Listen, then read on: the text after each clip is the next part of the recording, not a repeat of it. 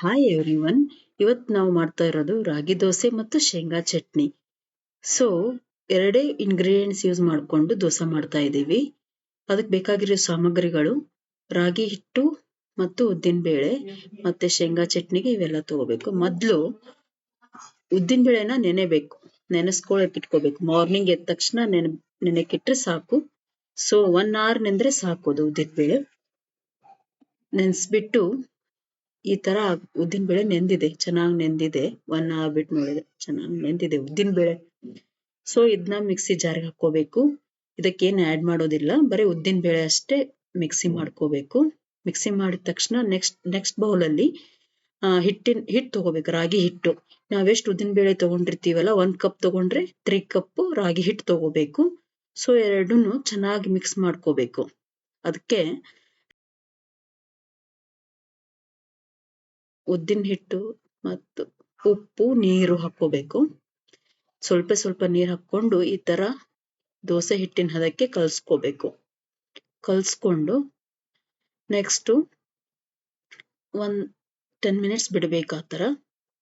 Next ಚಟ್ನಿಗೆ ಶೇಂಗಾ ಮತ್ತು ಮೆಣಸಿನ್ಕಾಯಿನ ಹುರ್ಕೋಬೇಕು, ಚೆನ್ನಾಗಿ ಹುರ್ಕೋಬೇಕು. ಹುರ್ಕೊಂಡ ತಕ್ಷಣ ಅದನ್ನ ಮಿಕ್ಸಿ ಜಾರಿಗೆ ಹಾಕೊಂಡು, ಮಿಕ್ಸಿ ಜಾರಿಗೆ ಮತ್ತೆ ಬೆಳ್ಳುಳ್ಳಿ, ಕೊತ್ತಂಬರಿ ಹಾಕೋಬೇಕು. ಪುಟಾಣಿ ಮತ್ತು ಸಕ್ಕರೆ, ಸ್ವಲ್ಪ ಸಕ್ಕರೆ ಹಾಕೋಬೇಕು. ಮೆಣಸಿನ್ಕಾಯಿ ಖಾರ ಇರುತ್ತಲ್ಲ, ಸ್ವಲ್ಪ ಸಕ್ಕರೆ ಹಾಕೋಬೇಕು. ಆಮೇಲೆ ಉಪ್ಪು ಹಾಕೋಬೇಕು, ರುಚಿಗೆ ತಕ್ಕಷ್ಟು ಉಪ್ಪು ಹಾಕೊಂಡು ಇದನ್ನ ಮಿಕ್ಸಿ ಮಾಡ್ಕೋಬೇಕು, ಗ್ರೈಂಡ್ ಮಾಡ್ಕೋಬೇಕು. ಸ್ವಲ್ಪ ಜೀರಿಗೆ ಹಾಕೋಬೇಕು, ಜೀರಿಗೆ ಹಾಕೊಂಡು ಮಿಕ್ಸಿ ಮಾಡ್ಕೋಬೇಕು. ನೆಕ್ಸ್ಟ್ ಒಗ್ಗರಣೆಗೆ ಎಣ್ಣೆ, ಸಾಸಿವೆ, ಜೀರಿಗೆ, ಇಂಗು ಹಾಕೊಂಡು ಚಟ್ನಿ ರೆಡಿ ಆಯ್ತು. ನೆಕ್ಸ್ಟ್ ತವೆ ಇಟ್ಕೊಂಡು ಕಲ್ಸಿರೋ ರೆಡಿ ಆಗಿರೋ ಹಿಟ್ಟಿರುತ್ತಲ್ಲ, ಅದನ್ನ ಸ್ವಲ್ಪ ಹಿಟ್ಟು ಹಾಕೊಂಡು ದೋಸೆ ಹುಯ್ಕೋಬೇಕು. ತುಂಬಾ ಚೆನ್ನಾಗಿ ಬರುತ್ತೆ ದೋಸೆ. ಸಾಫ್ಟ್ ಬೇಕಂದ್ರೆ ಸಾಫ್ಟ್ ಮಾಡ್ಕೋಬಹುದು, ಕ್ರಿಸ್ಪಿ ಬೇಕಂದ್ರೆ ಕ್ರಿಸ್ಪಿ ಮಾಡ್ಕೋಬಹುದು. ತುಂಬಾ ಚೆನ್ನಾಗಿರುತ್ತೆ.